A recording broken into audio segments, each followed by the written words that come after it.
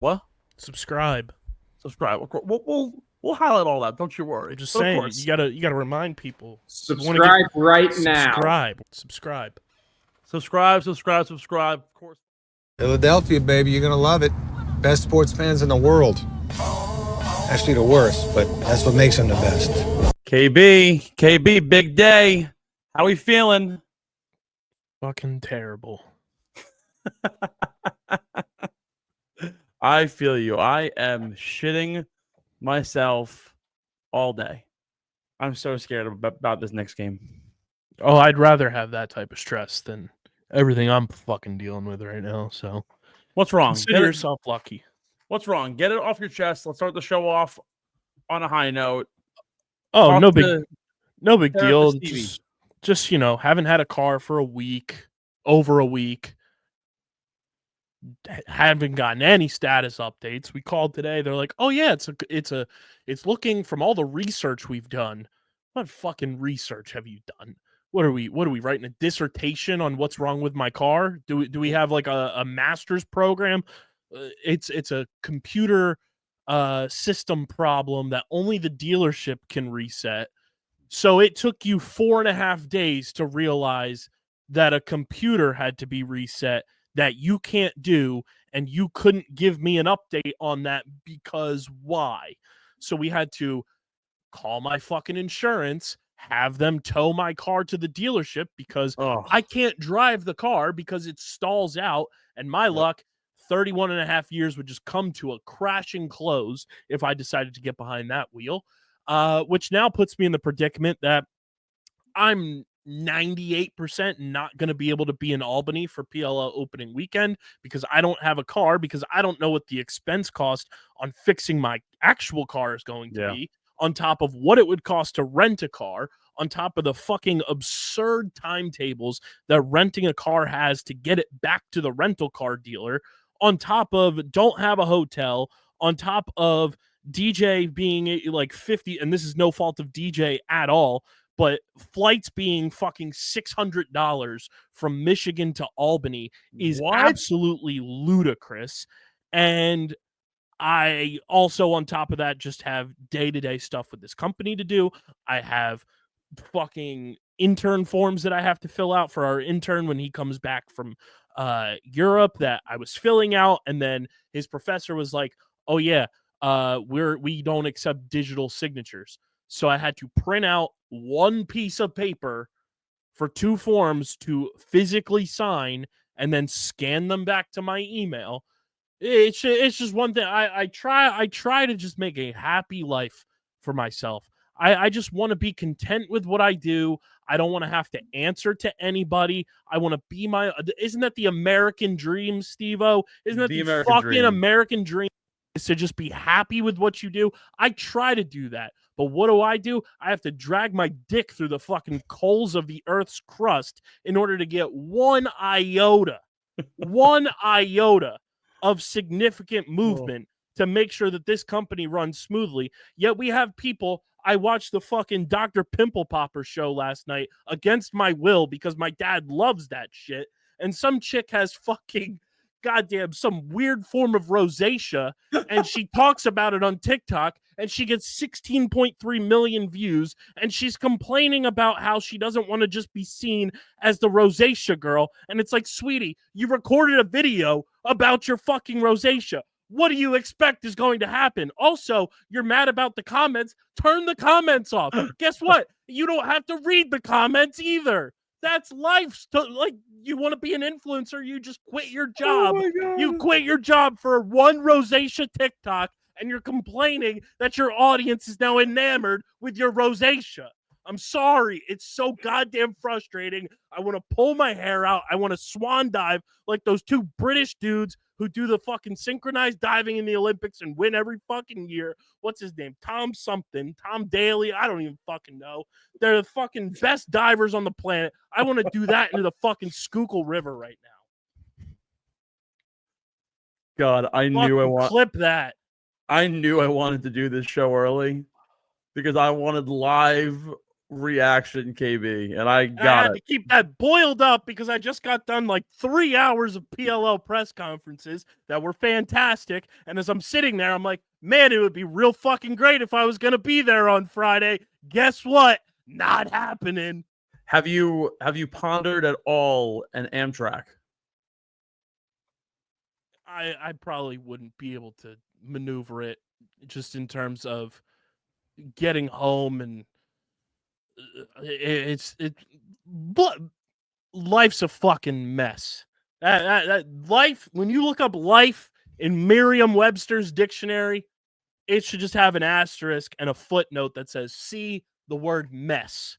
And then when you go to the word mess, it's just my fucking ugly mug staring right back at you on the page, being like, yeah, you want life? This is what life is all about, bub. Right here. This fucking mug right here is what life is. That's life. It ain't easy, kids. Life's tough. Get a helmet, as Eric Matthews once said, and then he bopped Corey right on the forehead. Shout out to Mark Blutman. That was peak writing.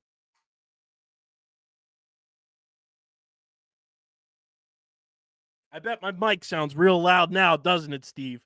Doesn't It does. It's real It does. loud now. It finally sounds real fucking loud. Finally. God. You don't realize how much you need something until it finally comes around. Thank you for that. The day that the multi-millions come around, I'm gonna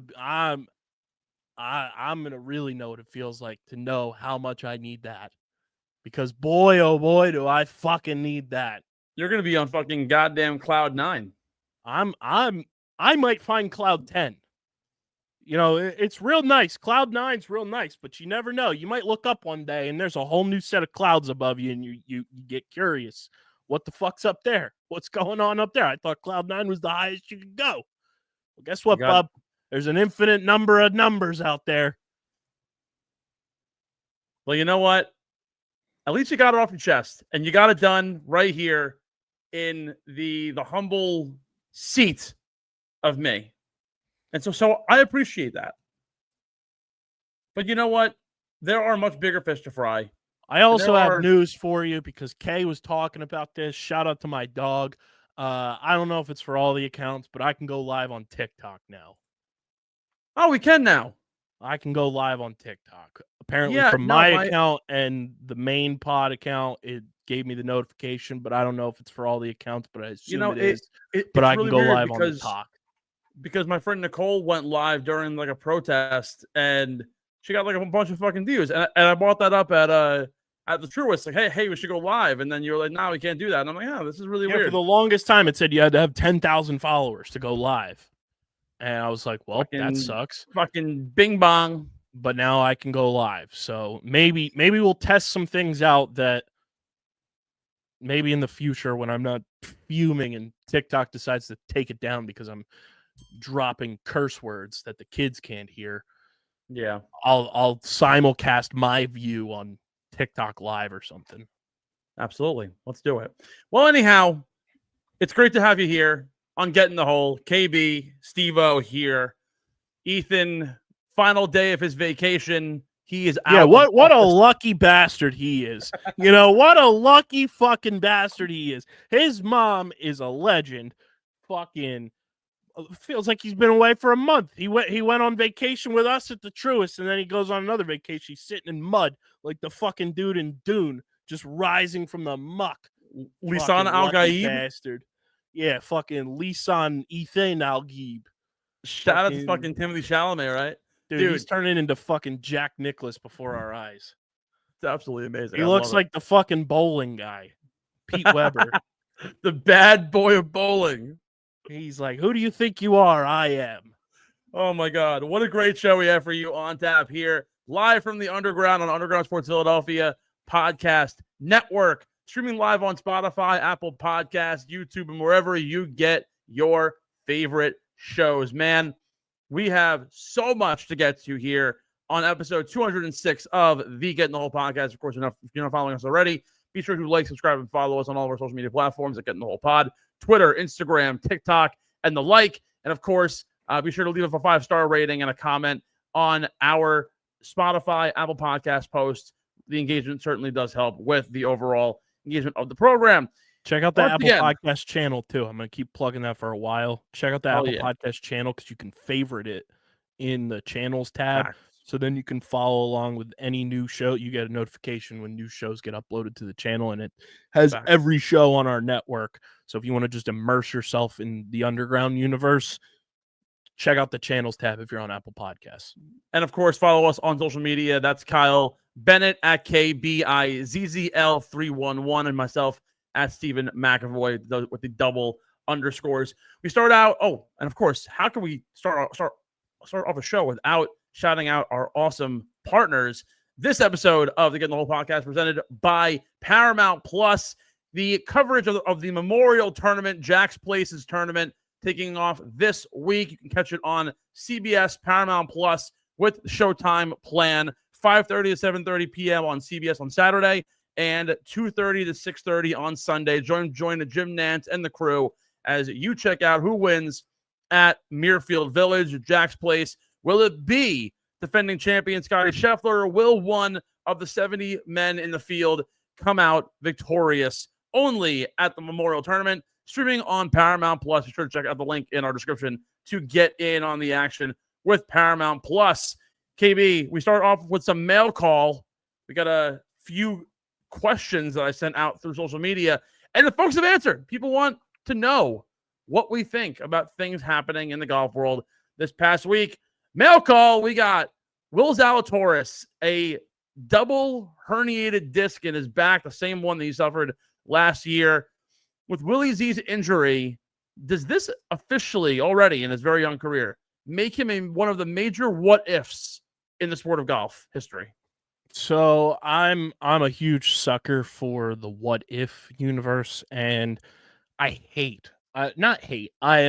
jealous of Trey Wingo for quite literally pulling an idea from my brain, because Dylan Mazzola and I talked about for years about adding a podcast on that. We probably still could do it.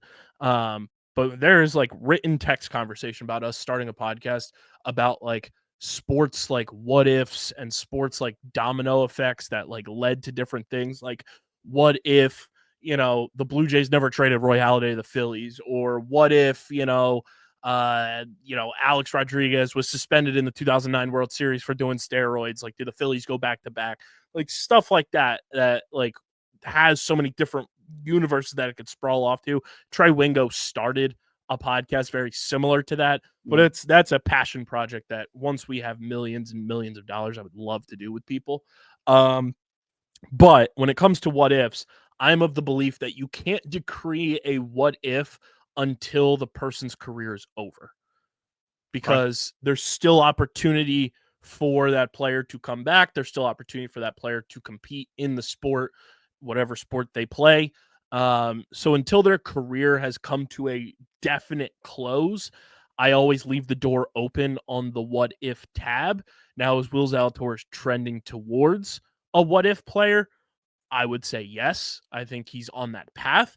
Could he find, a little, path in the woods that leads him back to not being that? Absolutely. I mean, he's still only 28. So the opportunity for him to get back on track is obviously there. My big issue is the fact that he's had multiple back surgeries. What is causing him to have the wear and tear down that has led to multiple back surgeries? Like, what happened in the first back surgery that didn't fully take or fully, figure out the issue that he now has to undergo a second one? And the first thing I thought of when I saw the post that he put out was Mike Trout, and how Mike Trout has his back issue that they have said they really only see that back injury with people who work in heavy machinery or power lifters because of the force that's put on your back.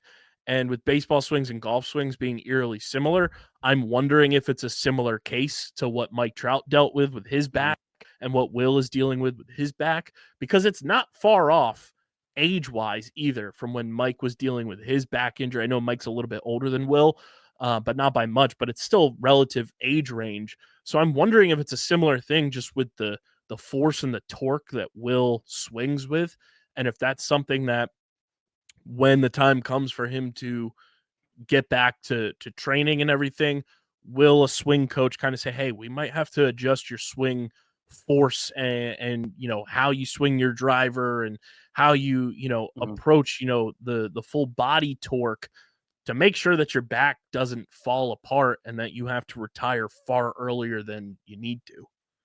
So it's fascinating because the Willie Z injury, there's a lot of different layers here. And I bring up the what if idea because actually first person I did think of was Mike Trout, right? And granted, it's been two very different career trajectories. Zalatoris has been doing this on the PGA Tour since 2022. He had his surgery in late 23. He missed almost 8 months. Now he's going to miss another 6 to 7 potentially. He's going to miss almost the entire year.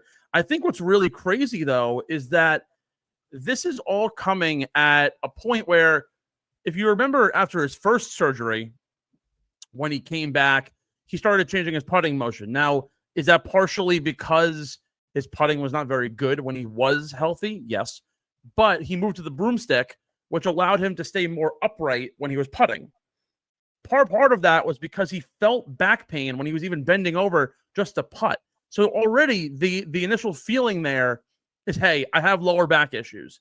Now, he said that it started out in the spring. He's gotten a little bit worse. That's only about, I think, 5 or 6 months at the most between the time he was cleared from the first surgery to now feeling discomfort. Yes, this is an injury that's very rarely seen by pro athletes. Could it be the fact that he is so skinny and can hit the ball so far that he is putting so much tension on his muscles in order to get there?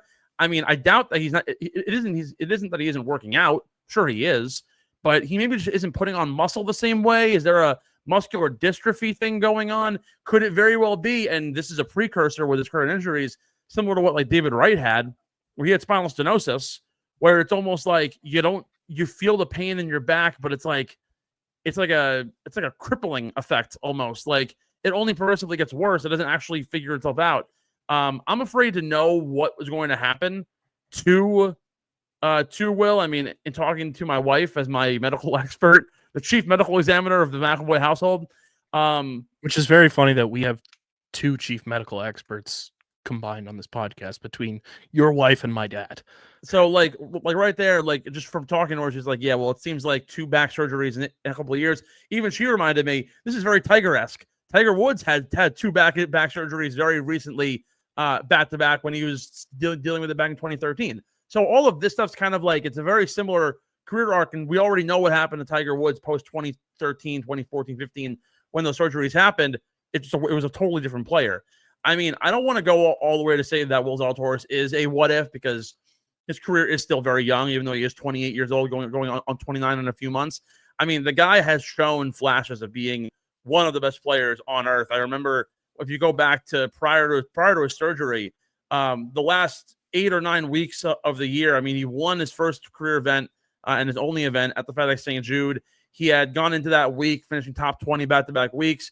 Over a 7-week span, he finished 2nd at the U.S. Open, 5th at the Memorial, 2nd at the PGA, 4th at the Zurich, 6th at the Masters, 5th at the Match Play when it existed. He played really well at the Amex and the Farmers Insurance Open. But when he came back, it was, again, 2 very different players. Outside of 3 top 10s from the Genesis all the way to the Masters of 2024, he finished only top 15 twice. And that came after a stretch where multiple cuts, finishes outside of the top 40. He finished 12th and 13th at 2 playoff events. And then we haven't really seen much of him ever since. He's had 1 top 20 finish over the last 15 weeks. And it's very clear that he's just been losing strokes consistently this spring. After playing probably the Players, it's probably really when he saw the issue, because you could see the decline, and a lot of it comes from the putting stroke. And whether or not that he's still feeling the pain while he's even standing more upright or not is to be seen. But I am going to consider him a bit of a what if right now, because if his career does nosedive, the potential that was Will Zalatoris in 2020 is so paramount and to see him fall off, it kind of reminds me almost of like Greg Oden and Brandon Roy, how they were supposed to be like the backbone of the Blazers, and they just the injuries built up, and they were out of the league in 5 or 6 years at the most. It's very esque kind of situation, but hoping the best for Will Zalatoris, and hopefully he can recover and get to that form that we want him to be at. He was at one point a top 10 golfer in the world. He's now nowhere near that. He's towards the back half of the top 100, possibly even 150. But we got to say, it's challenging. Yeah, I mean, I think it's all going to come down to what exactly the injury is. Yeah. To his back and like where it is, and then just the recovery process of figuring out the amount of torque and pressure he can exert when he's swinging a golf club. And genuinely, like, if I'm Will Zalatoris, if doctor says, hey, you're gonna have to dial back here, you can still play, but you're gonna have to dial back on your drives and stuff like that, I would trade a little bit of drive power in order to just say, hey, I can play longer. I mean, dare I say, and this is also a personal thing, like, you've also got to look at your long-term health. I've been told after having three knee surgeries that I'm probably going to have to get a knee replacement probably by the age of 55. And a doctor once told me probably should stop playing football and stop playing baseball and everything. And obviously I picked up golf and I'm healthy now and everything. But at what point do you give up golf entirely to know that you can at least live the rest of your life and hopefully have a good back? That's the biggest thing at this point. I mean, like, we talk about it with like concussions, right? There's a level that guys can withstand. I mean, Philip Hedl of the Rangers has like 7 concussions, Tua Tagovailoa, the same sort of issue. Like, at what point do you say, I gotta just end my career for the betterment of myself and my future children and grandchildren who want to see their grandfather not be a fucking crippled mess when they're 65 years old? Like, who wants that? So Kuechly retired early. Patrick Willis retired for the same reason too. Like those guys value. Andrew Luck, same issue. He saw CTE becoming so big, he was like, get me out of this. Like, and it makes sense. Who wants to deal with that? So hopefully Will can make the correct decision along with his family and can figure out, hey, if this is going to be a long-term issue, how do I approach it? And really, that's the most important thing for Will. Dan on Golf this past week had Josh Carpenter of the Sports Business Journal, and I reference Josh all the time. He's a tremendous journalist. He does a great job for the SBJ. They're talking about the PIF and the PGA merger.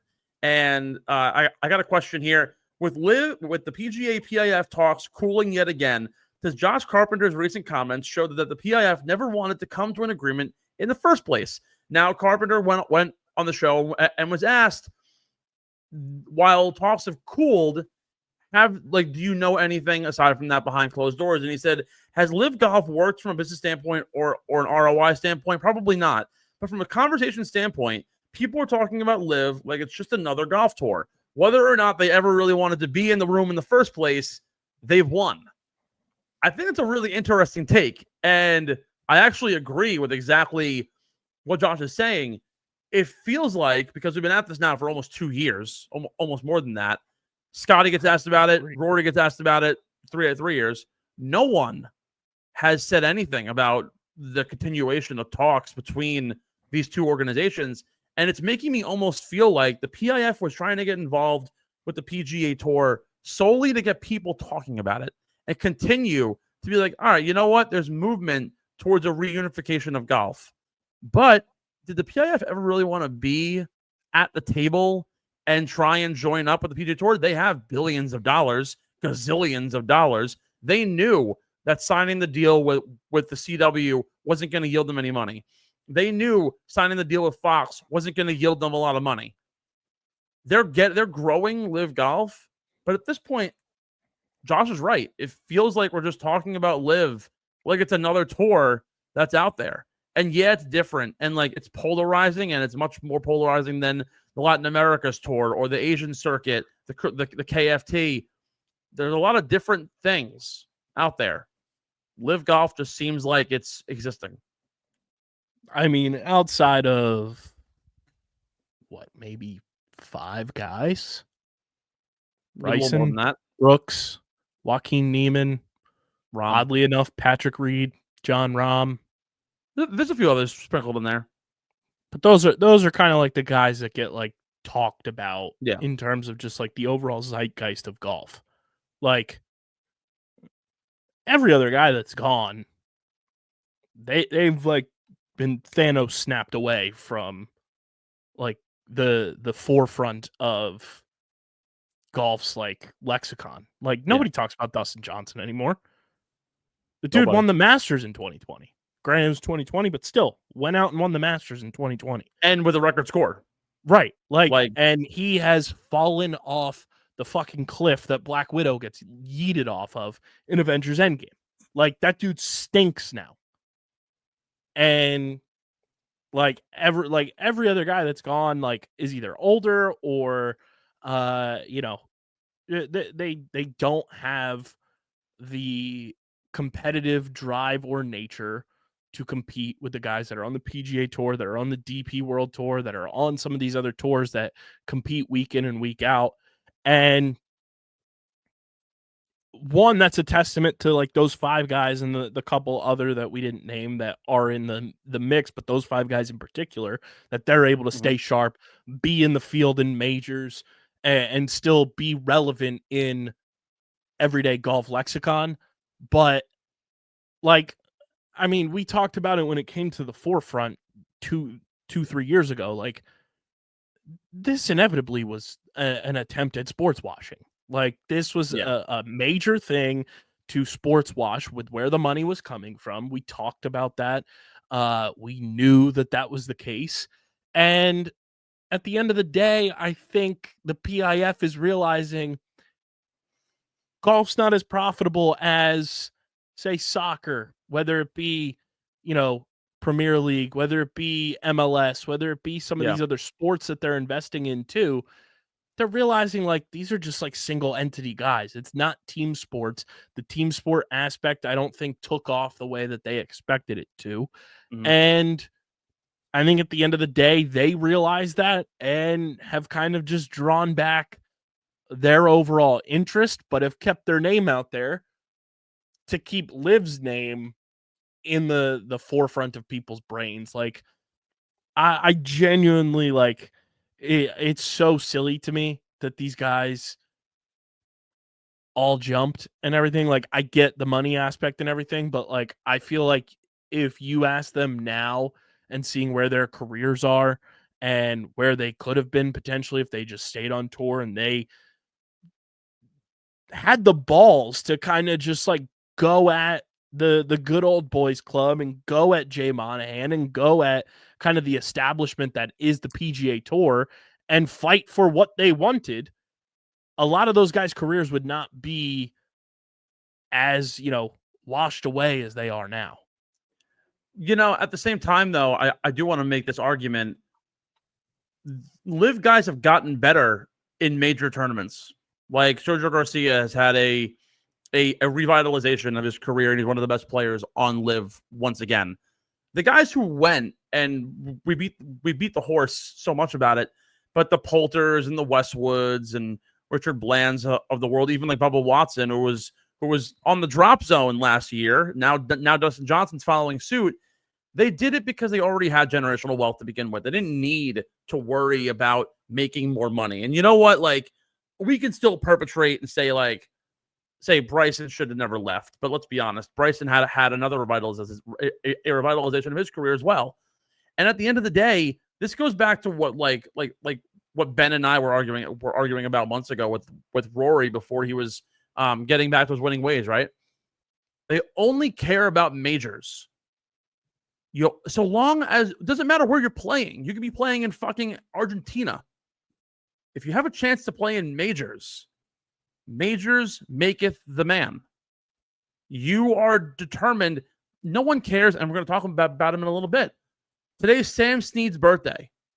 He has 82 PGA Tour wins. It's the most ever, tied with Tiger. Do we talk about Sam Snead as one of the top 5 greatest golfers ever? No. He has 7 majors. Yeah, he's top 10 ever in majors. But we talk about Brooks Koepka as if he's better than Sam Snead. Talk about Rory McIlroy like he's better than Sam Snead. That's just the reality. If you win majors, you win everything. Bryson is a better player now on LIV that now he's creating. And he's finished in majors better than he has in his entire career. Jon Rahm, while has taken a hit in terms of his overall notoriety, has been playing better on LIVGolf as of late, and therefore has shown up in majors. Joaquin Niemann is really the only guy that you could really say this guy could have been the future of golf, and he gave up on it for the money. Everyone else had generational wealth already. They had nothing to worry about. Joaquin Niemann is the only guy. And then like the U.S. amateur winners like David Puig and James Pio, who went over, and like Caleb Surratt from Tennessee, like he had a chance to go big on tour, but he knew it would have been a grind. So naturally, you go to LIV. Those guys I also get because it's so hard nowadays in the pro game to make it out alive. Like we're going to talk about it too in a little bit. Guys who just played at the NCAA individual final, like John Pack, won all 3 major awards. Is one of the best players on the Corn Ferry Tour. Now he's just grinding to keep his card as of right now in his first year officially on tour. He has a little bit of time, but it's a grind. It's hard. He was the best college golfer on earth 2 years ago. So like the way I see it is that the LIVGolf did really win because now they're just a staple. They're just there. They might not be getting views. They might not be getting the same notoriety the PGA Tour is, but the guys are still in majors and they're still showing up. Patrick Reed is still finishing top 10. Bryson's on the verge of winning once again. Brooks Koepka is still in the mix every single major come around. Jon Rahm in the same boat. These are guys who they're going to ball and they're going to play. And you know what? They're making their money right now. They're doing it for the next generation. It's everyone else who no one really cares about. Harold Varner hasn't done anything. Jason Kokrak, I forgot, was a pro golfer. Like, that's insane. Mito Pereira's fallen off the face of the earth. And then all the older guys. Like, but at the same time, we've stopped debating the PGA LIV thing. LIV is just now there. And honestly, that's really all they ever really wanted. They just wanted to be, they didn't want to be the polarizing, ugly cousin that everyone hated. They just wanted to do things a little bit differently, and it's kind of worked out at this point. And you know what? There might never be a reunification in golf. And if there isn't, fine. There's just, they have a seat at the table, at the very least. And that's the way that I see it. KB, maybe the funniest thing to come out of the golf season so far. Cobra released a new partnership with who else but Chipotle. And with that, Max Homa gets a brand new driver cover. It is a Chipotle wrap burrito. Is it the best partnership in golf? I was going to say, is this the Max Homa partnership that everyone's been clamoring for? I mean, it's kind of amazing. Like, I haven't seen something as good as this since the vape company sponsored Jake Knapp and got and became one of the most searched things on earth after he won his first time. I mean, good for Max getting the bag. That's my guy right there. I mean, it's, to me, this is the type of shit that like golf should have been capitalizing on a half decade ago. Like, why is it taking until now to get creative and get like cool shit like this? Like, this is a no-brainer type thing, and good on Chipotle, good on Cobra, but it's crazy to me like how far back in time golf partnerships and creativity really is when you look at everything, because this feels like it should have happened a long time ago. It's the same thing that we say, how is Jägermeister not sponsoring Steven Yeager? Literally, like, and I mean, Jägermeister, if you want to throw it our way, feel free. But it's truly like for the greatest sponsorship of all time, like creative wise, like these brands and these companies, like, and this is for all of sports, but like there's so many like marketable opportunities out there, and it's crazy that it's taken so long for ideas like this that are probably conjured up in some high school or fresh in college kid's apartment and never sees the light of day because they don't get an invite to the table for creativity, licensing, and everything. But I guarantee there's some kid in college who said, yo, it would be sick. And it's probably some sort of high thought, or delusional thought, after cramming and stuff. It'd be sick. A burrito wrap driver cover.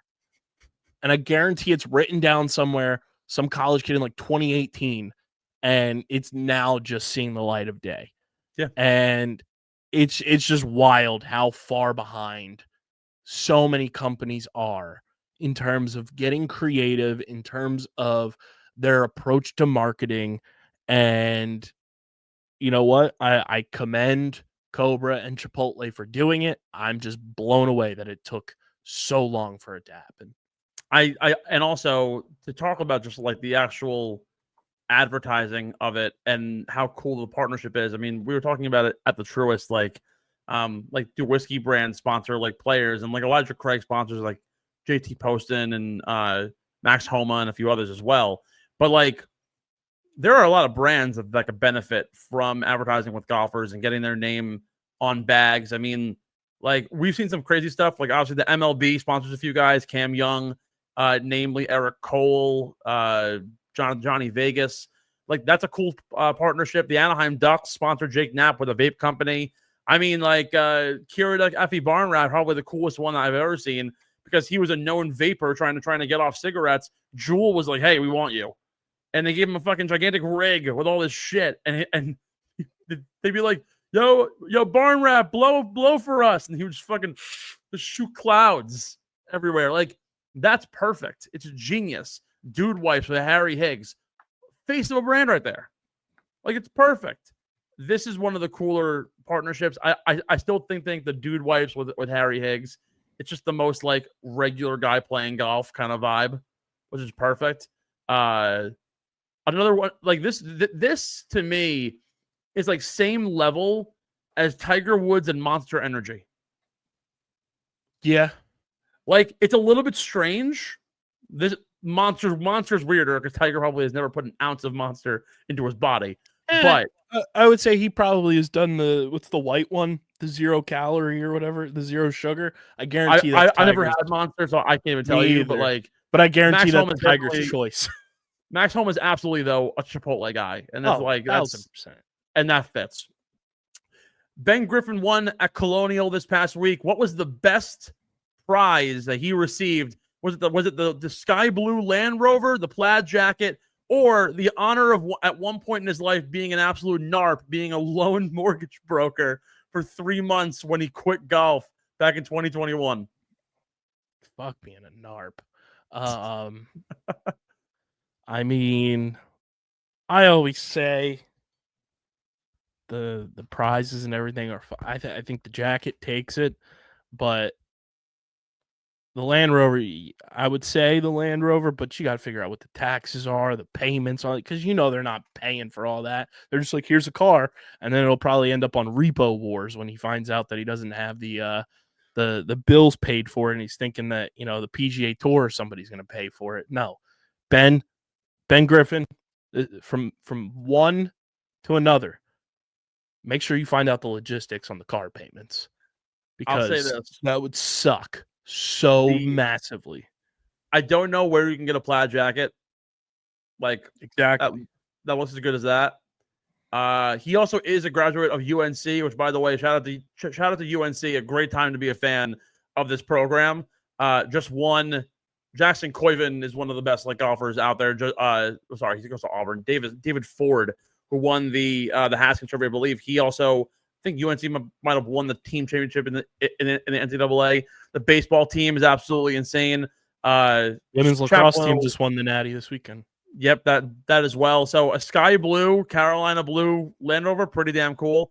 But we got to talk about the story about how he used to be a narp, right? He quit golf in 2021 and he became a loan mortgage broker for about 4 months, and he was on afterwards with Dan Rappaport, and he was like, "What's the story here? Like, was that like a stopgap thing?" He was like, "Yeah, dude, I had $15,000 maxed out on an Amex from traveling the globe trying to become a pro golfer, and I fucking sucked. and he gave up on golf after 4 months, and for 4 months was a loan mortgage broker, and then left his job and got his break, and has made it out alive. But that just goes to show you, right? The challenges of being a pro golfer, trying to jumpstart your career. Literally had to put his passion on the back burner and work a normal job, and he couldn't travel to tournaments because he couldn't take the PTO for it. And for 4 months he was a NARP. He was one of us. And I think that's the greatest prize, right? Is knowing that you overcame that. No plaid jacket or sky blue Land Rover is going to ever equate to the fact that you were once an average dude, but now you're here making millions and capable of a better life for not only yourself but for everybody else. So see, I would argue, because he is still athletic, he's a non-athletic he's a nap. all right, so like we had this joke in college. My friend Steve used to live with 2 tennis players, and they had a slogan. It was my friend Steve, who was an OT or a PT, Aiden, who was a lacrosse player, and then Austin and Ian, who were both tennis players. And the whole joke was that they had a PT, a lacrosse player, and 2 NARPs living in the room. Tennis players didn't think of themselves as big-time athletes. I mean, tennis and golf go hand in hand, bro. They're country club sports. Still pretty NARP. Athletic. You still got to train. Yes. You ain't not everyone is Fat Perez or Barstool Beef. Barstool Beef for Foreplay Podcast. Barstool Beef Foreplay Podcast. Here's my Reese's Peanut Butter Cup flavored protein bar. I love Beef. Beef, you're welcome on this podcast anytime. That guy is a fucking unit. I could listen to Beef read me a phone book. His voice is so soothing. But Barstool Beef puts Fat Perez to shame. Oh, he just makes him look like Perez. And therefore, honestly, puts me to shame because I'm also a bigger guy too. Barstool Beef makes Fat Perez just Perez. Exactly. We love Beef. Good for him. Some breaking news. The TGL has officially announced. Hold on. Let me back up. Here's the breaking news. The TGL has officially announced their first ever expansion franchise. Detroit is the city. Announced the Motor City Golf Club will be introduced in 2027. No word yet on additional expansion teams. However, we do have some trademarks out there for teams out in Dallas, Chicago, and there's another city that I'm drawing a blank on. Vegas. Thank you.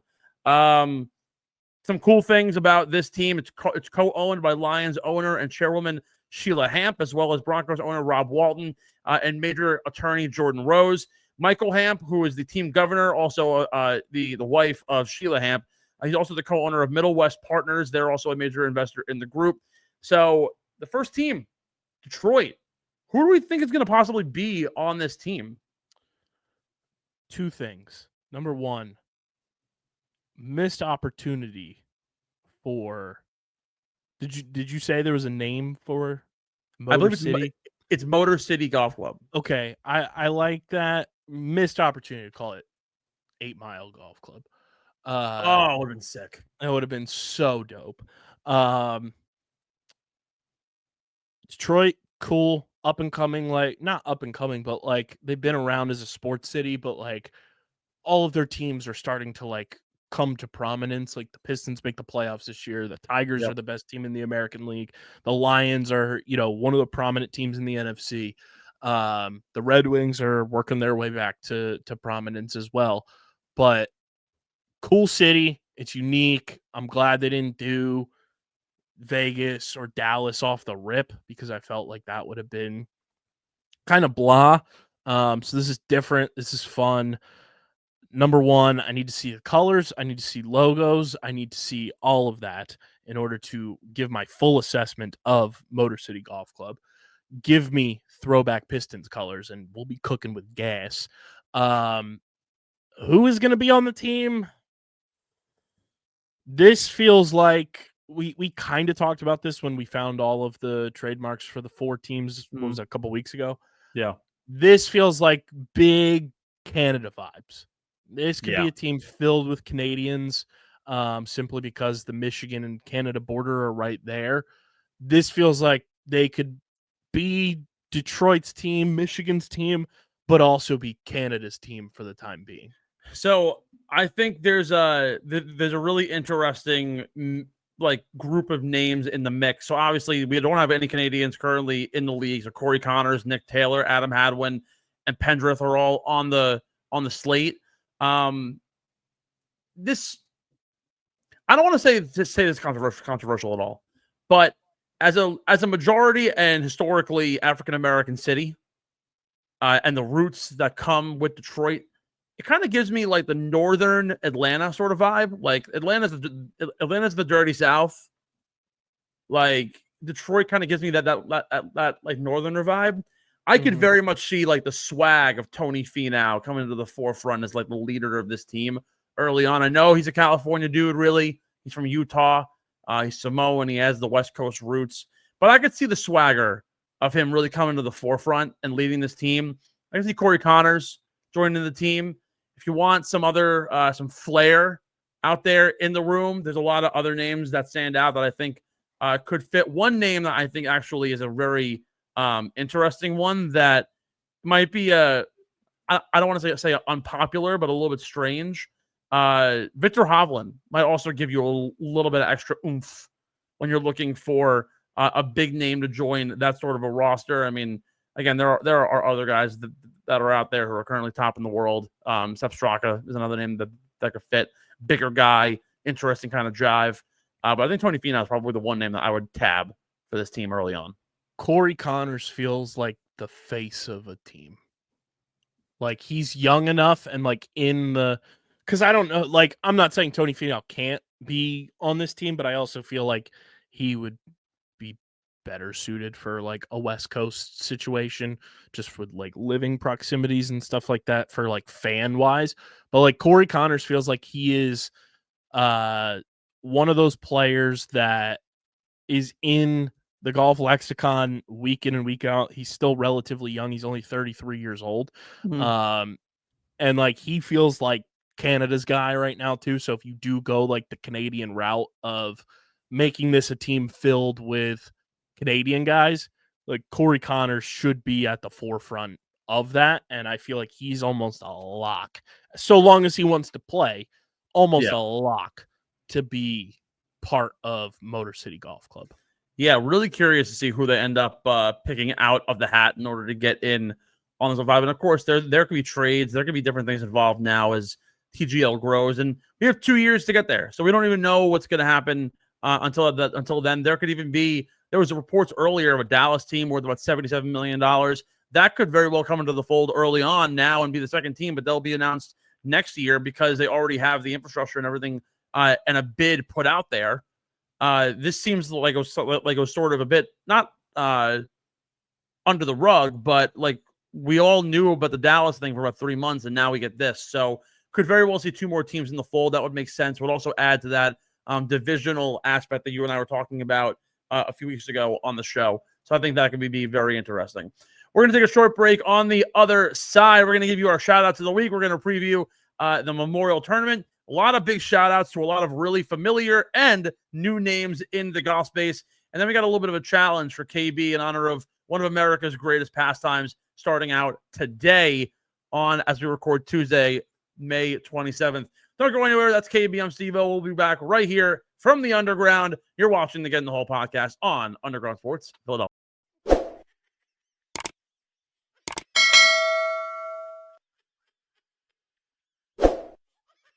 Get in the Hole is brought to you by PHI Apparel Company, our incredible merch partners.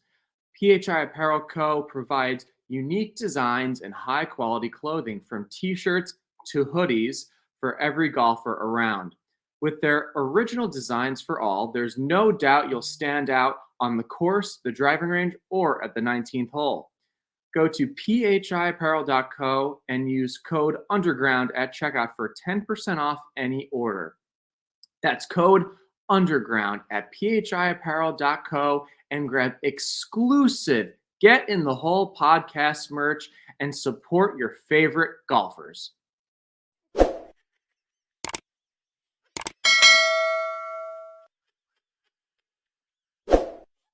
Subscribe to Get in the Hole Pod.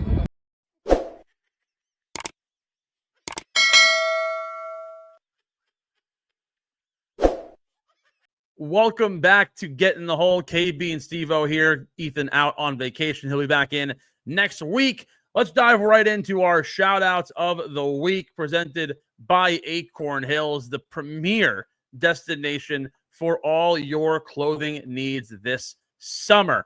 Our favorite merch partners are changing clothing through conservation. They're offering eco-friendly packaging materials and clothing tags on styles that you'll love, from quarter zips to t-shirts, polos, and beyond. Acorn Hills is getting you ready for the summer. Their new drop coming June 2nd. Be sure to use code GITH15 for 15% off your next order at acornhillsco.com. Again, code GITH, let's get in the hole 15 for 15% off your next order at acornhillsco.com. And look your best from the ground up. KB, I'll give you the floor to open up with our first shout out of the week. Who is it? Shout out to my guy, Tommy Fleetwood. Dude has the patience that I wish I had to wait for that ball to drop in the cup like that. He's a fucking legend. What an absolute specimen. Just Ian McKellen, fucking Magneto vibes, waiting for that ball to drop in. Just an absolute stud. That's my guy, man. Tommy Fleetwood, if you're listening, which I hope you are, my good sir, you are welcome on this podcast. Any day, anytime. Yeah. We will accommodate the time change. I know you live somewhere else as opposed to where we live here on the East Coast in the U.S. We will accommodate for that. You are welcome on this podcast whenever you want. Not to deter from my glazing, as the kids say, of Tommy Fleetwood. Steve, do you hate Spencer Strider as much as I do? Yes. He is the fucking worst. He just hit Bryce Harper in the elbow, and Bryce Harper is now out of the game. As if anything in my life can't just go simple for one day. Oh my god. My future Hall of Fame first baseman is now out of the game because Spencer Strider can't handle the pressures of pitching at Citizens Bank Park. What a fucking mustachioed loser. So while the attention all goes to Ben Griffin this week, why are we shouting out Tommy Fleetwood? Well, first of all, like you want to talk patience. The guy's played in 154 PGA Tour starts and has not won a tournament. Like, we're talking one of the arguably 5 greatest DP World Tour players ever. Has not won on the PGA Tour in 154 starts. Finished top 5 this week. It's his 27th top 5 without a tour win. The next most amongst active players is Ben On with 14 top 5s without a win. He has 41 top 10 finishes. That's like almost double the next guy on the board. Like, how the fuck is this guy not going to win an event? Like, I can't believe it. I am appalled that he has not won an event yet. But also, that's just why I love Tommy Fleetwood. And I can tell you right now, if you bet Fleetwood top 20 every week, it's just that should be the gold standard play every week. Fleetwood top 20, Corey Connors top 20, Shane Lowry top 20. That's it. I love that, man. Should we just do that? We should just do that every week. Any week that he's in, we should just like track that and see how often. Any week, all 3 of them are playing. We should track that. I'm telling you. Ethan, if you're listening, I need you to backtrack from the beginning of the year. Who were the guys you said? Tommy Fleetwood, Connors, and Lowry top 20. So I need Ethan to backtrack that to January 1 so that we have a full year's worth of data and see where we are. Well, you know what? Let's backtrack it to literally this week last year. Okay. And next week, look at the numbers. And then continue tracking it the rest of this year too and see where it is. And then we'll have real, like, concrete data on those, because those 3 guys are always in the mix. 90% of the time they're in the mix, and like the odds are probably decent, probably like +2, +3. Tommy's like plus 140, I think, this week, if I remember correctly, for a top 20. Yeah, like the numbers are there. Plus odds for a guy that is consistently a top 20 finisher. Like this week. Let's see what his odds are this week for a top 20. This week they're including ties. It's minus 125. But like, if you were to bet all three of them, right? Like a three pick parlay this week, it's 5.5 to 1. He's minus 110 without ties for top 20. Like with ties, Fleetwood's minus 125, Connors is minus 120, Shane's plus 105. That's a 5.5 to 1 odds this week alone. And So, if you do it without ties, just if you feel that confident with them being in that top 20, a 3-pick parlay is plus 720. that's, I mean, personally, I'll take the ties for the payout, but For sure. that's But if you solid. feel that, because like without ties, Fleetwood's minus 110, Corey's minus 105, Shane's plus 120. Yeah, like That's crazy. so we'll get those numbers and we will report back next week. I want to give a shout out to David Ford and Jackson Koivin. If you've never heard of them, well, get ready. You've heard of them now, and you will hear from them very, very soon. Both earned their way onto the PGA Tour through PGA University. David Ford, the class of 2025 top player. He won the won the Haskins Award this year, given to the best player in college golf of UNT Chapel Hill. And Jackson Koivin, the third player to earn his accelerated status to the PGA Tour through PGAU accelerated. I gotta read you some numbers from Jackson Koivin. First of all, David Ford, I don't want you to like be the bottom guy in this comparison here, but you're an incredible golfer. You were a top 3 amateur in the world at one point. Like, you deserve to be here on this stage at graduation. So congrats to you. We'll see you on tour very soon. Jackson Koivin earned his card. He's going to return to Auburn for his junior year. But in 2 years, he earned 20 points. Now, for reference, Luke Clanton is finishing his junior year and just earned his 20th point to get on tour. So we'll see Luke Clanton soon, leaving as a junior. Koivin's going to go into his junior year. Koivin finished top 10 to earn his 20th point. He becomes the third player to earn an accelerated card through PGAU. He's one of 5 active PGA Tour players to have won all 3 Nicholas, Haskins, and Hogan awards in the same year. Now the Nicholas Award is given to the best player of the year across all levels of golf. So there's a D1 winner, D2, D3, and so on. Haskins Steve, I don't mean to cut you off, Steve, but we have... Oh, no. We have breaking news per Josh A. Carpenter on Once Tweet again, Machine. bring it back. Per Josh via Underdog Golf, PGA Tour officially approves changes to eliminate staggered start for Tour Championship. Will be stroke play going forward. Yes. Thank you. Thank you. This is literally 30 seconds or a minute ago now. The PGA Tour has needed to do this for years.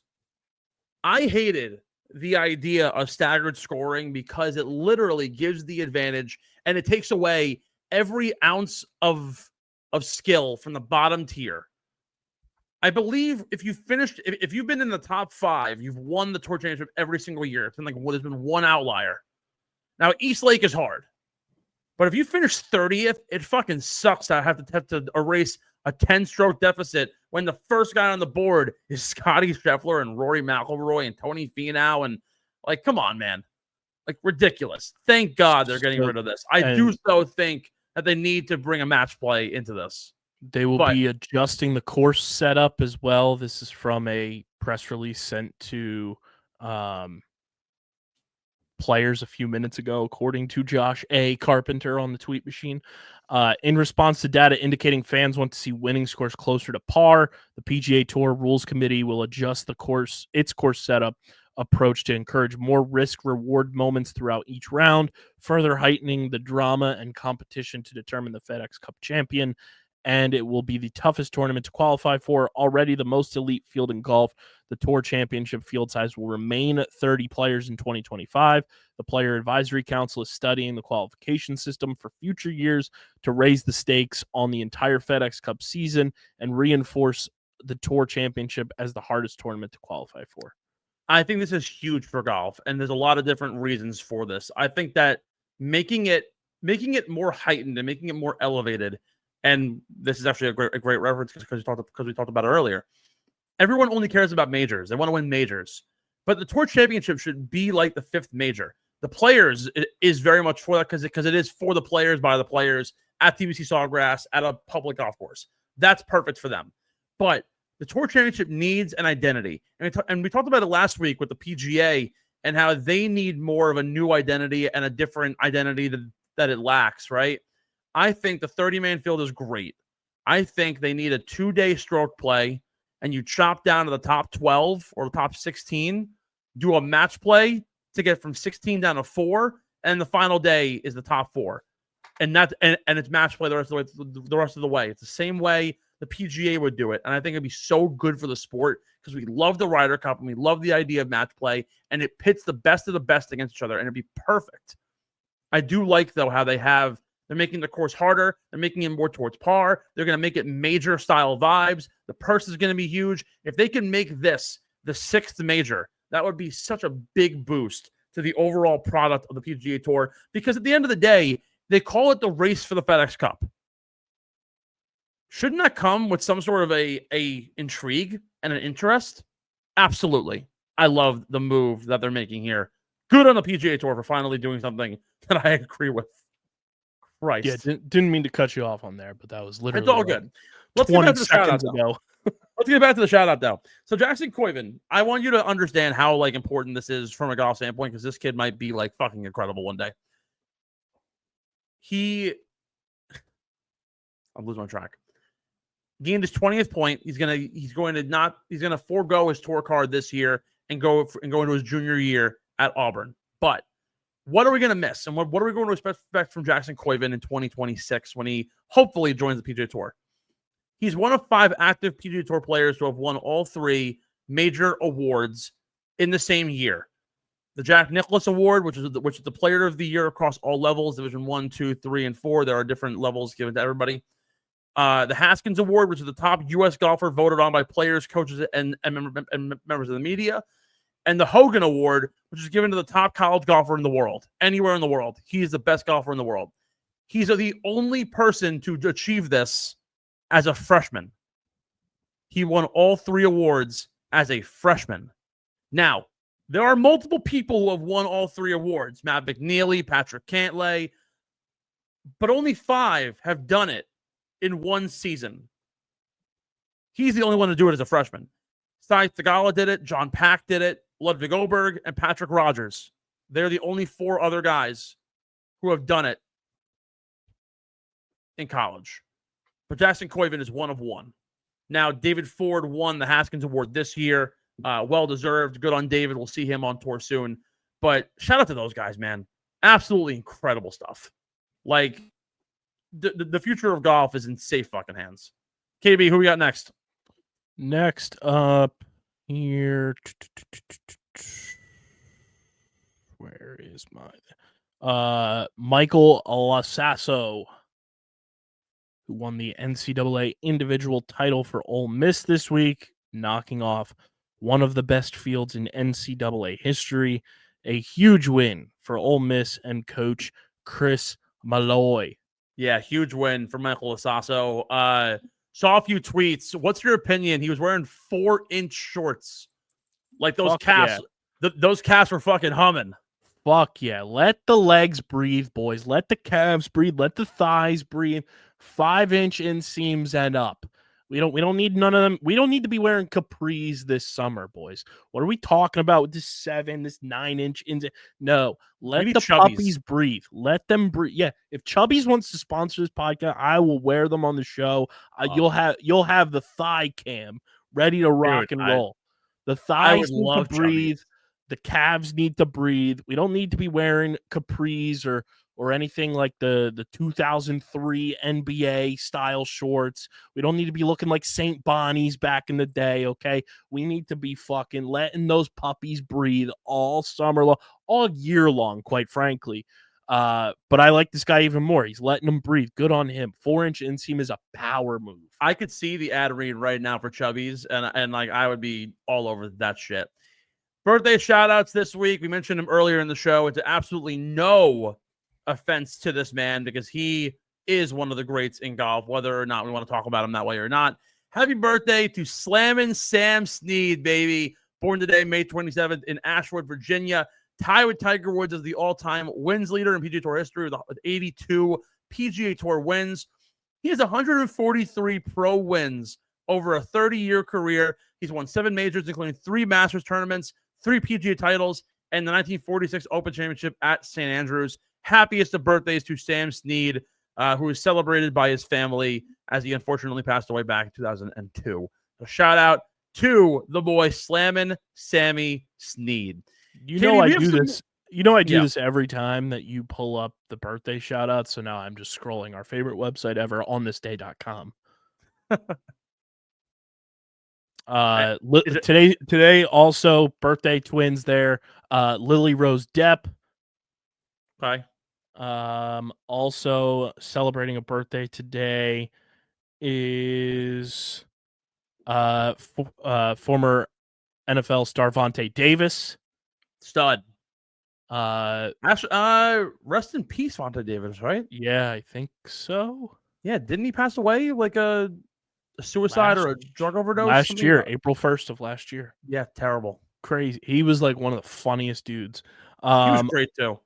Also celebrating a birthday today in the golf world, Ayaka Furu, Japanese golfer. Oh, there you go. 2024 Evian Championship, LPGA of Japan Tour Player of the Year in 2020, 2021. Born in Kobe, Japan. Shout out. Best beef. Also, Andre 3000 and Jadakiss celebrate a birthday today. Two absolute legends. KB, we have some more breaking news, by the way. Today is just the show of breaking news. Live Duels is back, but there is bigger news than just the fact that there's Live Duels. They're playing in Virginia, but who has been invited and who is hosting Live Duels? Wesley Bryan. Oh, boy. Dickens. The Bryan Bros will host on their channel Live Duels in Virginia. They've also announced 3 more events in Dallas, the UK, and Chicago later on this year. This could also very well mean that Wesley Bryan, who's suspended by the PGA Tour, might honestly just say fuck it and might get a chance to play Live Golf full time. Maybe even George, who knows? It's kind of wild. That would you want to talk about plot thickening, right? And the only way this gets better is if Grant Horvath accepts his PGA Tour exemption to play the Barracuda in I think like a month. That's what we call in the business. It's wild, but not too wild. I really hope that Wesley Bryan goes and plays for Liv because he deserves the money, but also in the same way that Bryson had a revitalization of his career because he was able to just create. Wesley and George have both said they want to commit themselves more to their content creation, and playing on Liv, it's a guaranteed revenue stream on top of the fact that you can now create full time and you can do it with a pretty much looser schedule. I think it's a great move for the Bryans. I mean, not to say that you should not want to be on tour, but they wronged Wesley Bryan, and shame on them. And so I fully think that if Wesley Bryan goes to Live Golf and he gets the chance to do it, or you know what, if he just keeps on doing his channel and does Live Duels and gets a ton of subs and a ton of views from this, then great. And you know what? Good on Live for expanding their footprint past Grant Horvath too. It's such a power move for Grant Horvath and the Bryan brothers for them to say, yeah, if you're going to do this, you're doing it on my channel. Oh, yeah. Our channels. That's a power move. And I think it's also the whole point of it is to get, because Liv doesn't have the same amount of subs as these guys do. Right. I'm just curious. I don't know if you remember or know, was the original one also simulcast on the Liv channel? No, it was exclusively on Grant's. So is this one exclusive? Yes. To theirs as well? See, power move by the creators for sure. Get the bag, whatever they're doing to do that. Also feels like a missed opportunity for Liv. Why that? To just grow their digital footprint on their own channels. Now, I didn't watch the original one, so I don't know how marketing of hey, go subscribe to the Liv channel too, or whatever, how that all flushed itself out. Yeah. But it does feel like a missed mark on the league itself to say, yeah, the exclusive broadcast rights of this are going to be on a creator's channel. And, even if it was like in post and, it's live on the channels, but then you also get the video version on the Live channel once it's done. Yeah. That feels like a small misstep by Live. Good on the creators. That's called maximizing your IP. But Yeah. it does feel like for Live to, like we said, like they kind of just exist. This is another layer of them just existing. So what's really, well, yes, I agree with you, but also you got to think like, again, they're expanding their footprint though to the creator side, and it's a let me help you out. I'll scratch your back, you scratch mine. Like Live is still getting the notoriety because you're playing on the golf courses that have like Live advertising everywhere. So even if you're a casual, you're still automatically jumping to that. Probably is also ad reads and stuff related to LIVGolf, and players are wearing their team logos and everything. For reference, the Duels Miami had 2.4 million views on Grant's channel. Grant only has 1.2 million subscribers. Now the Bryan Bros are only at about 550 and change, 550K and change. But Grant Horvat streamed with the Bryan Bros, the Women's Amateur. They played Augusta National, 1.1 million views there. They did another video together, and that was at Quail Hollow this year, 1.6 million. They did Valhalla the year prior, that was 1.2 million. So there's certainly a lot of viewership. The Bryan Bros roughly average. I'm trying to find their like average numbers and what they usually get like on episodes. Sorry if there's any like cutout here, but they played with Phil Mickelson. That got 1.1 million views. They played a match with Grant, Rick Shields, Fat Perez, and everybody else. 3.4 million views. So like they're getting almost 1 million views, double their viewership already. So that's going to grow the Bryan Bros channel, first of all. And then on top of that, if there is a chance that they go to Live, can be full-time creators on a golf tour for them. That would be huge. So good on them for that. Proud of Wesley Bryan making a good situation out of something that very well could be screwed over by the PGA Tour. KB, before we get into our beer money picks, today was the start of the Scripps National Spelling Bee. And like any good event and like any good podcast host, with someone like you who doesn't watch golf every single week, I want to see if you can correctly spell some of the hardest names in golf. So I do have to preface this, Steve. I do have PTSD when it comes to the world of spelling bees. Because why is that? Your boy was royally, ROYALLY, fucked in his elementary school spelling bee. So I was part of what they used to call gifted and talented portion of my class. Oh, you were in enrichment? I was in LEAP, yes. Now, fucking show off. In my fourth grade class, there were 5 of us in LEAP out of our entire class of fourth graders.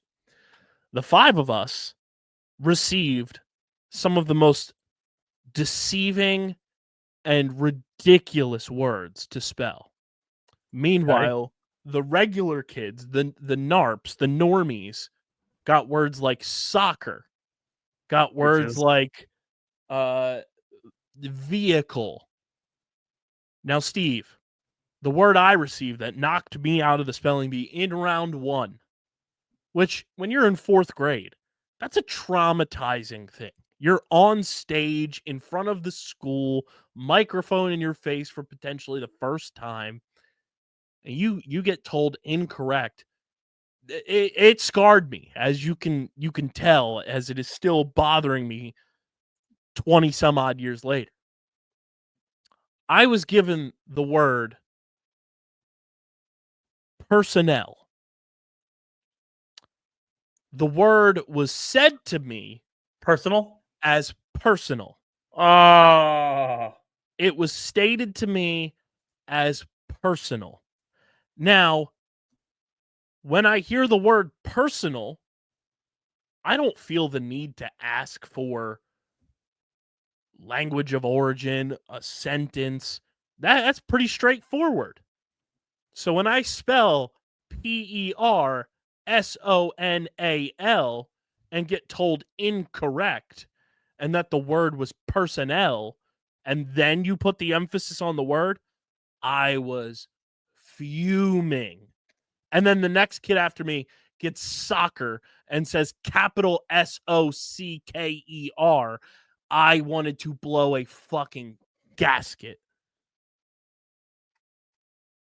I was pissed. But shout out to my lifelong friend Tony Campanella, who did it for the Leap kids and went on to like the state spelling bee and fucking popped off. She's a legend.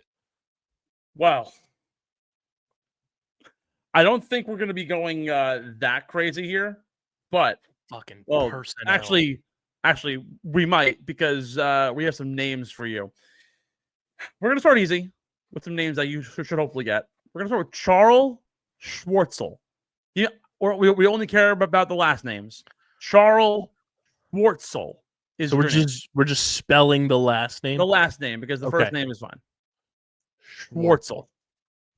I'm gonna go capital S, because that is a point of emphasis. Let me tell yous. You don't need to specify that, but I appreciate that. SCHWARTZEL.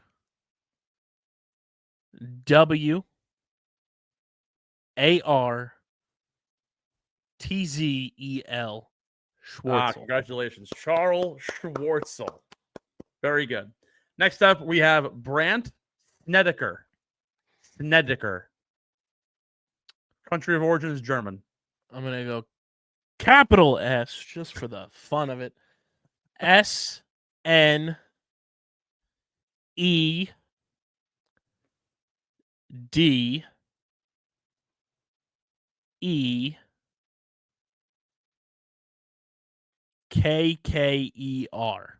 Oh, so close. The double K 1K. killed you. It's 1K. I Snedeker. don't know. I had Mandela effect of seeing his last name with two. You had Sam Decker in your head. I have a million things in my head. It's okay. Next up, we got South African. Will be a name, in my opinion, on tour. He's a young man. Aldrich Potgieter. Aldrich Potgieter. Really, it's Potgeier, actually. Aldrich Potgeier. This is a challenging one. You've got my brain in a Philly pretzel right now. Potgeier. Potgeier.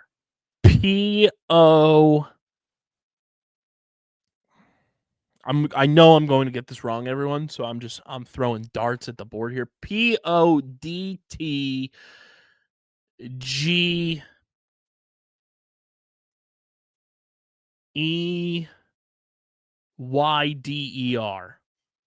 A little bit off.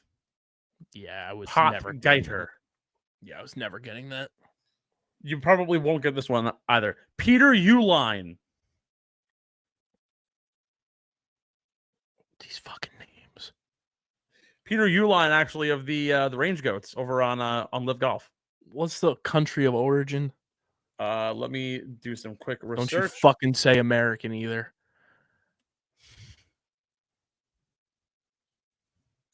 It's fucking horse shit.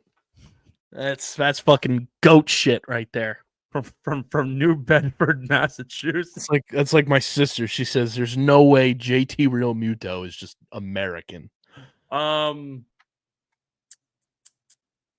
no, we have no info on country of origin of the family. We just know New Bedford, Mass.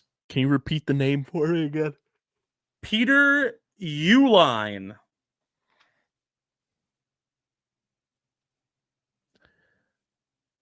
EUL. Far off. Yeah, fucking Way off. Yeah. Get a real name. All right, Grow here. up. All right. Grow up.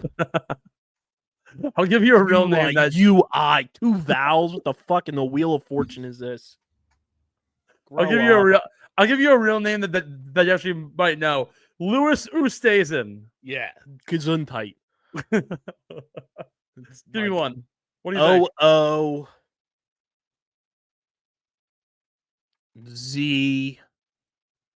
OOZTIH Eisen. No. Louis Oosthuizen. Bless you. Have you ever seen the Mike Francesa clip of Louis Oosthuizen? No, I don't know if I have or not. Oh my god, this is the funniest video of all time. I'm gonna see if I have access to this. Because it is just so funny. Louis Oosthuizen was under par in his last 5 rounds at Augusta National. Oosthuizen's in that. No, he's not in. He's still on the course. Louis Oosthuizen. Louis Oosthuizen's now 7 under. Louis Oosthuizen. Oosthuizen's in that. No, he's not in. He's still on the course. Louis Oosthuizen. Louis Oosthuizen's now 7 under. One of the caddies at Louis Oosthuizen. All right, this one is really crazy, and I will preface this with the fact that it is actually it's a namespace name. Tyrone Von Asswagen. It's a real name. There's no chance this person's real. Country of origin is in fact German. This is like a fucking Courage the Cowardly Dog villain. This is somebody from like a Scooby-Doo movie. Tyrone Van Asswagen. This is somebody's NBA 2K My Player. Tyrone. Who is this? Who is this guy's parents? Where are they from? Tina and Freddie Van Asswagen. Where are they from? Did you say? Tyrone. Actually, I'm sorry. He's South African. Oh, I thought you were going to say Schitt's Creek. He was born in Johannesburg. I thought you were going to say Schitt's Creek. No, he is. Oh my god, that's great. I genuinely don't have a clue. I need to see how this is. Tyrone Von Asswagen. All right, we have three more here. The way that's spelled, it's probably like Van Ass Vegan or something. Yeah, it actually is Asswagen. I swear to God. That's crazy. This next one, the next two you hear them very often. The first one you should know. We're gonna go Michael Torbjornsson. Aneurysm. I'm gonna throw in the red flag. I have no clue how to spell it. All right, it is Thorbjornsen. That's one of those names where it's like phonetically it makes sense. Torbjornsson. But I knew there was a J in there. I would have put the J in the wrong place. I would have put like an O with 2 dots. KB, if I had a gun to my head and I had to spell this guy's name to save my life, I would be able to do it. Christian Bezadenhout. No, I'm dead. Bezeudenhout. I know it off the top of my head. It's not because I read it right in front of me. I have the last one that I know for a fact that you won't get, but I need you to try your absolute best to do it. PGA Tour Thai golfer Jazz Yanawatanud. What is with these names and them being so vulgar? Yanawatanud. Actually, is how you say it. What? Yanawatanud. He's Thai. Yeah, Jazz Yanawatanud. No clue. That's how Jazz says his name. No. All right, we tried it. I'm sorry if I'm giving you horrible flashbacks. Now I'm gonna have fucking nightmare. I'm gonna be like the fucking war meme of all the fucking helicopters and shit. I need you guys to Photoshop my face into that meme. That's me during this whole fucking thing. Is just war flashbacks of spelling bees. Actually, I have the photo that is you in that exact moment. I saved it somewhere on my phone, and it's absolutely perfect. Where is it? I need to find this thing because it's the funniest photo I've ever seen in my entire. This is you, literally me. I just did a still frame for myself to put me in on the actual guy picture who's there. Oh my god! War flashbacks. Let's get to the good stuff. For some reason, my things don't want to load up. That's actually insane. What the actual hell? Oh, there we go. Finally, it's working. Oh my goodness. Whoa! It's time for our beer money picks presented by Kenwood Beer, America's best light beer. You got the video from Kay last week, the Kenwood Beer ad. Oh yeah. Absolutely amazing. Only 120 calories, 8 grams of carbs. Some call it the best light beer that you've ever had. We just say you can't beat the original. Go to kenwoodbeer.com, use the Kenny tracker, and see where you can get your hands on some ice-cold, refreshing Kennys from your favorite liquor stores in Pennsylvania, New Jersey, Maryland, Delaware, and beyond, at the Wells Fargo Center, as well as the Man my Center. fridge. It's Man Center season, babe. If you're going to concerts, the Man, which is Steve, genuinely, I should look at the Man Center concert schedule. It's a concert venue that I just know, knowing you would enjoy. We should hit How do you spell it? MANN. The Man It Center. is one of the coolest outdoor concert venues. They've done so much renovation to it. I saw the Arctic Monkeys a couple years ago there in September. Beautiful venue. They got the Tall Boy Kennys at the Man all summer long, baby. all season long. Love the Man Center. So you can get Kennys at the Man all season long if you're going to concerts or shows at the Man. First of all, Cynthia Erivo is performing with the Philadelphia Orchestra. That's Holy kinda shit. gas. Star Wars in concert. Bruh. Gas. What else is going to be there that I go see? I'm not going to lie to you. This is probably one of my weirdest people who I like a lot. Rod Stewart is performing with Cheap Trick. That's just immediately like I want to go to that. They're actually doing July 24th. You'll appreciate this. NFL Films, a championship season with the Philadelphia Orchestra. It's all about the Eagles. That rocks. Fish is going to be there in July. We're going to see Nas July 25th. Illmatic Live. Holy fuck. Weird Al. No, pass. Also, the greatest name in all of music, King Gizzard and the Lizard Wizard. July 29th, Steve. Can I interest you in Kesha and Scissor Sisters, the Tits Out tour? First concert I ever went to, believe it or not, actually, it's the second concert I ever went to was Macklemore and Kesha. Big Time Rush. I'm actually already seeing them at Jones Beach. Believe it or not. Oh, my boy Quinn. Quinn 92 is coming to the Man? Yeah, bro. Recently When? announced September 9th. Let's do it. Ooh. I'm all He's in good on live. that I've shit. seen Sting and Shaggy. And Mount Joy. I love Mount Joy. Machi. Oh. Not them. That's fucking Vance Joy. I'm an idiot. All right, let's get into the Kenny chatter. Top 20 pick at the Memorial. Who you got? Let's see. As I write down the timestamp for the ad read real quick. Top 20 in conjunction with our Tommy Fleetwood pick. That's a podcast pick there, everyone. That's for science purposes. Along with Corey Connors and Shane Lowry. It's solely for research. It's scientific. Fuck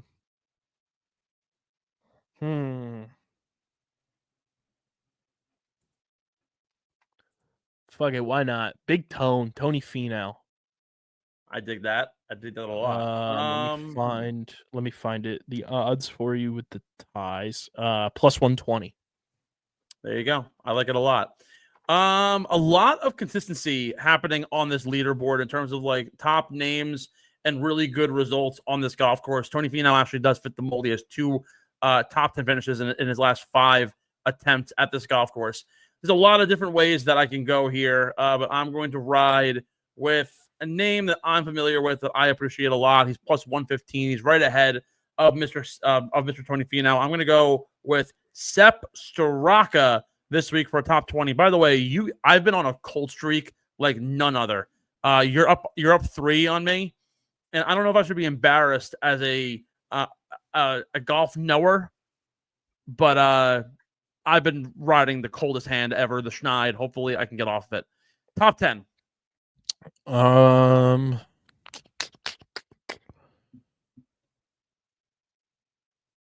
We are going to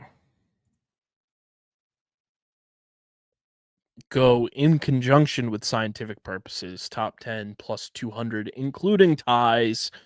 Tommy Fleetwood. Tommy Fleetwood. We need to record that. We should you know what I need? I need a compilation reel for when Fleetwood wins his first event of just him nailing putts to a Fleetwood Mac song. Or we just need to get in the lab and do it in like an orchestral type of thing where it's like angelic, like just so many voices raining down, and it's just like, Hallelujah. Tommy Hallelujah. Fleetwood, Tommy Fleetwood, Tommy Fleetwood, Tommy Fleetwood, and then it just continues going. But in that Fleetwood, Tommy Fleetwood, Tommy Fleetwood, Tommy Fleetwood, Tommy Fleetwood. God, the people probably hate us for right now. My neighbors probably are like, who the fuck is this guy? Probably dogs fucking going insane. It sounds like a God, dog absolutely whistle. nuts. All right. I need a fucking top 10 for the brand. How's he been doing this year? He's been absolute dog shit almost the entirety of the year. But I, for some reason, feel inclined to ride with this man. Where is he on this leaderboard? Here he is. Oh, you know what? He's had a couple of good finishes. All right, I'm going to go out on a limb here because I need a win for the brand. I will take your Tommy Fleetwood and I will raise you a man who has not been playing very inspiring golf. I'm going to go Matt Fitzpatrick at plus 300 for a top 10. In his last 5 starts here, he's finished 3rd. He's missed the cut back-to-back years and finished 9th and 5th. I have faith here that Matt Fitzpatrick can put up a pretty good week. He's coming off of back-to-back top 25s at the Truist and a top 10 at the PGA. So I will ride there. Top 5. I'm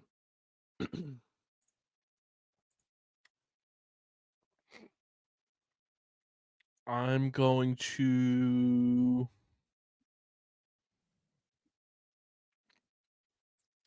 go with Colin at plus 280, including ties.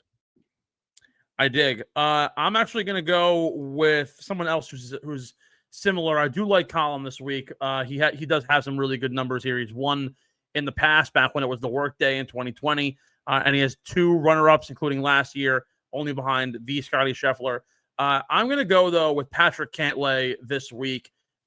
He really let me down at the PGA. He missed the cut. Just uninspiring golf from Patrick Cantlay over 2 days. But prior to that, a top 5 finish at the Truist and a 13th place finish at the Heritage. He's been playing really well. He just can't close out in majors. But if he can gain the same 2.5 strokes that he has at the Players and at the Genesis and at the Amex and at the Truist a couple weeks ago, where he's finished top 5 in all those events, he can very well capture a win here. If you remember, Patrick Cantlay he won in 2021. He finished in 3rd in 22. Actually, he won in 21 because John Rahm had COVID, if you remember that one. Mm-hmm. But Cantlay is a winner here. He's won here multiple times. He's a lot of top 10 finishes. Finished here 4th in 2018, 7th in 2020, 3rd in 2022. So Cantlay's a baller. He will show out this week. Your gimme pick this week. My gimme pick is going to be. Oh, do they not have? That's annoying.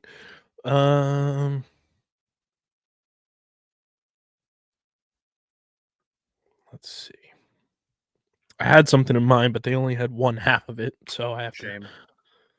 I was going to do another make the cut, miss the cut parlay, but they only have the make the cut odds. I'm going to go with future friend of the program, Andrew Novak, minus 115 for a top 30 finish. I am going to join you with a top 30 play, but I'm going to go a little bit off the beaten path here with this one.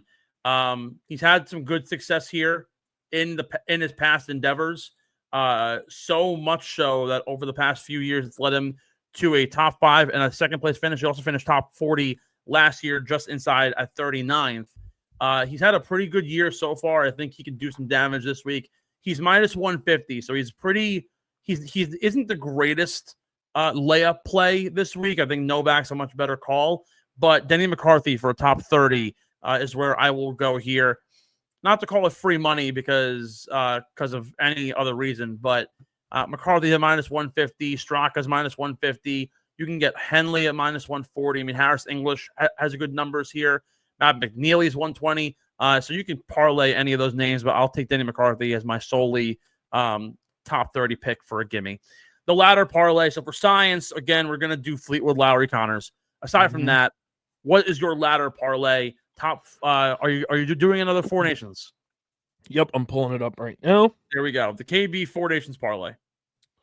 We are going to go plus 135. Corey Connors is our top Canadian. We are going to go.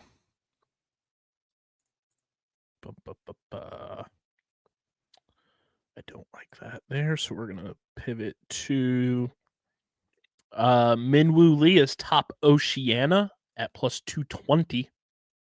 Okay. We are going to go with.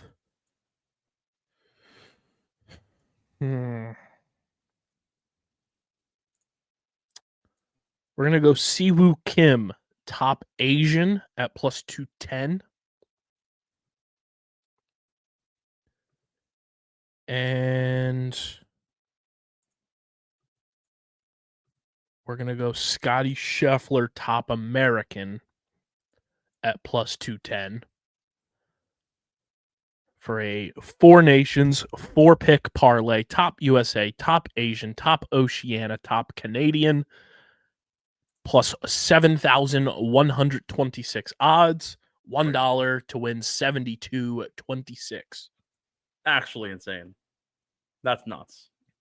I'm going to give you my ladder play, top 40, top 30, top 20 this week. Let's see where I'm going to go here for my selections. Actually, I can probably get some better money if I place him top 40 this week. And he actually played pretty well, so I'll go with that. That's a pretty good that's a good pick 'em. Actually, no, the value is there for the value is there. All right, sweet. I will admit that this bet is a little bit risky inherently. However, I do think it is worth the look for all of you bettors out there. 3 legs plus 725. I'm going top 40 is Max Homa. He's priced at minus 200, but does have good success here at this golf course in the past in his career, particularly as of recent. He's finished 6th, 5th. He didn't play 2 years ago. He finished 22nd the year prior. Now, granted, those 6th and 5th place finishes were when he was really at his best abilities. However, he has found a bit to his game. It's been working for him. He's been getting better. So over time, I think Max Homa will come out on top, and he's played well. Is this the burrito bump? It might be. The top 30 play, again, risky in nature, but his course history here has been really good. He had a top 10 finish this past week, so part of me is making me think things might work out. I'm going to go Ricky Fowler. He has 3 top 10s at this golf course in the past. 2 years ago, he finished 9th here. I do think Ricky, for a top 30, is a valuable play here. He's 75-1 to win the event. Certainly won't get us that far, but get us over the line for a top 30, and I will be happy with that. Now, again, also, this is all with ties, might I also include. My final pick here, let me see where he is on the odds board quickly. In his last 3 years at this golf course, it took him a while to figure out this course and get to a level of confidence. But in his last 3 years, 10th, 41st, and 8th, I'm going to go with Sunjae Im for a top 20 finish. He is plus 175 with ties for top 20. So again, that is Homa plus top 40, Ricky top 30, and Sunjae top 20 for a total net bet of $1 to win you $8, but $10 to win you $82. It's not bad. So we'll call it a pretty solid play there. Your winner at the Memorial, what are you taking? My winner, you talked about him a lot. I liked him coming in, which makes me feel good. Plus 2,200 to win. Patrick Cantlay. Yeah, Patrick Cantlay has some serious history at this golf course and a skill set to boot. However, I'm actually going to go with the second highest guy on the odds board this week. Also, by the way, public service announcement to everybody out there. You can get Scotty Scheffler at 280 to win the Yes. event this week. I mean, you might as well take it while you have it. But while you are going to go with Cantlay, who I have for a top 5, I hope to God he cashes there for both of us. I'm going to go with Colin Morikawa here. Very similar to Patrick Cantlay in that regard in terms of really good success. It's just we've seen more from Colin. We just flip-flopped. Yeah, we've seen more I from have Colin in top 5. You have Cantlay well, there you go. top 5. I've So seen more. We're riding together, Steve. So we've seen very similar successes for both Cantlay and Colin, right? Let's just say John Rahm was in the field in 2021. Morikawa has 3 top 3 finishes, 2 runner-ups in 2021 and 2024, which means that Colin would have finished 3rd in the event in 2021. Cantlay would have finished 2nd. He would have had 3 top 3s, including 1 runner-up, a 3rd-place finish, and a win in 2019. But he would clearly have more overall success with 5 top 10s. Collins is a lot more recent, though. He finished runner-up to Scotty Scheffler last year, and he withdrew in 2023 due to an injury. So that's a wash-away sort of event. I will take Colin Morikawa to win this week, but of course, you really can't talk about the history of this golf course without thinking Scotty Scheffler in his last 4 outings at this golf course, 22nd, 3rd, 3rd, 1st. Take him at plus 280. You really can't go wrong. That's why he's KB, final thoughts parlay. here before we go. It is 7:59. Game 4 of the NBA playoffs is right now, basically. I'm nervous. I can't say too much about the NBA.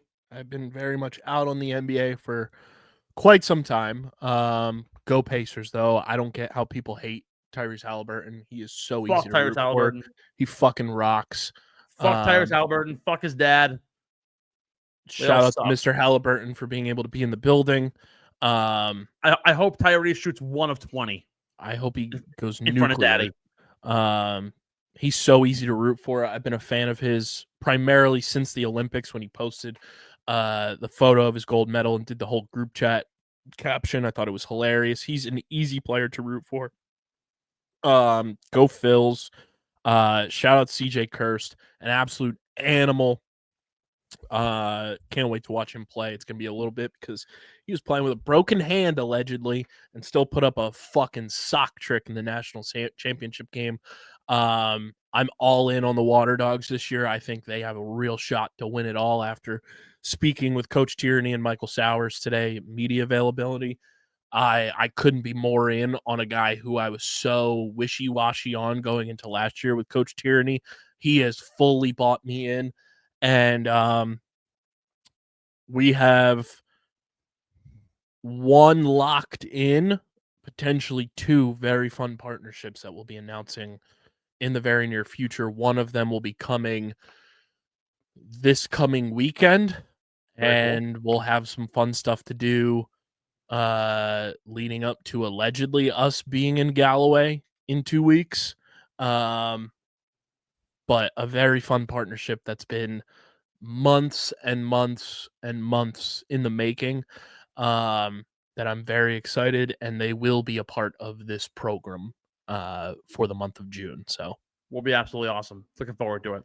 Folks, it's going to do it all for us here. Episode 206 of the Get in the Hole podcast. Be sure to follow us on all social media at Get in the Hole Pod on Twitter, Instagram, TikTok, and the like. Of course, on our channel, Spotify, Apple Podcasts. Be sure to like the Underground Sports channel on Apple Podcasts. Get all of the latest from across all of our channels, including Underground Circuit, Outside the Box, Streamer Season, and so on. Of course, Top Bins as well. Really big story with Liverpool. Shout out to the boys on winning their big title, and Mo Salah getting his 5th Player of the Year award. Fucking sick shit. They're on the precipice of arguably biggest signing in club history too. Like next big German superstar.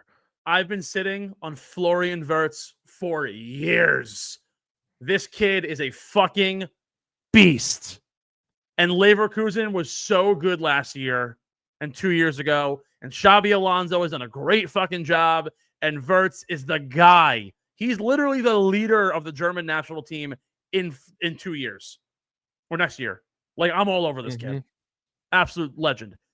Be sure to like and subscribe on all those channels as well. Leave a comment and a 5-star rating. And on the Underground Sports YouTube channel, where you can also get all of our top shows. Once again, episode 206 of the Get in the Hole pod. For KB, I'm Steve-O. Ethan will be in next week. We'll see you next time. Shout out to our awesome partners, Paramount Plus, 47 brand, Acorn Hills, Kenwood Beer. Can't be anywhere without you guys. And, of course, the fans. Thank you for engaging with us and keeping this show rolling. We'll see you. Thanks for listening to Get in the Hole, the official golf podcast of Underground Sports Philadelphia.